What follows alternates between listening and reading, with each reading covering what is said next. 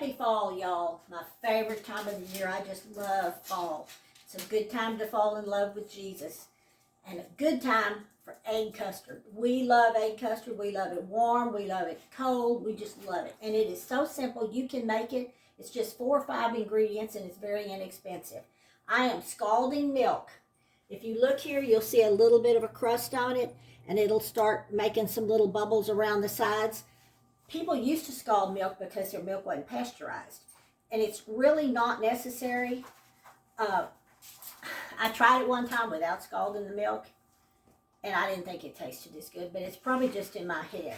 And if you didn't have to scald the milk, you wouldn't have to clean the pot. But if you do scald milk and you've never done it, you be very careful because there's one little spot here where it just goes bubbling all over. But you can see the little thing there, and it's bubbling around the sides. So I'm going to turn that off and come over here. I have 4 eggs that I've beaten up. I'm going to add, the recipe calls for 1/2 cup of sugar, but I put a little bit more like 2/3 cup. I'm going to blend this in good.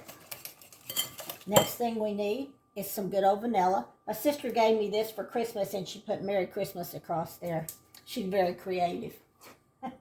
She got it somewhere. This is Mexican vanilla, but any vanilla works. I guess you could even use almond extract if you wanted to taste like almond, and you could use almond milk. One time I did use coconut milk, and I did use coconut extract, but it wasn't my thing. Okay, we got this going. Now let me walk over here. Excuse me, Lucy. I'm gonna take this hot milk, and you have to be very careful with this because you don't want to curdle your eggs. Just a little bit at a time. And of course, it always spills. You want to warm your eggs up. See the skim on the milk there? You just want to warm your eggs up so they won't curdle. Okay. There we go. Pretty simple so far. Oh, all over me. Okay. We have our eggs, milk, and vanilla in here. Skim off the milk. Okay. I'm going to pour that into my pan here. And I had this on a baking sheet because when we get it into the oven, I'm going to look at the egg shells. I knew I dropped some. There they are. Little more calcium for you. Okay. Going to sprinkle some cinnamon on top. If you don't like cinnamon or can't eat it or something, which I hope that's not the case, we like lots of it, right, Caden? Yes, ma'am. We like the way it kind of crusts up around the sides, too. Okay. This is a whole nutmeg. Now, you can buy nutmeg in the store already ground up, but I like to do it this way. One time when I was doing cooking with Granny with the kids, we were making, I don't know what we were making, but we were using nutmeg. And 2 of the little boys, they were about 10, they started grating this nutmeg. They each had a grater, and they grated it down till their fingers bled all over the nutmeg. And that was, can't remember his name. He was so darling.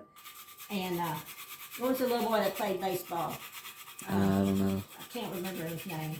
Gunner. Oh. Gunner. Anyway, I'm going to put about that much. I would say at least a 1/2 teaspoon. And this is something you don't have to do. I just do this because I figure there's never enough sugar in anything. So, here we go. I'm just going to take it over here carefully. And I'm going to go ahead, just to show you, just going to pour a little water. It's called a bain-marie. Just pour a little water in here. I just want it to come up the sides just a little bit. And I'm going to set it in a 350-degree oven. And it's going to cook for about 45 minutes.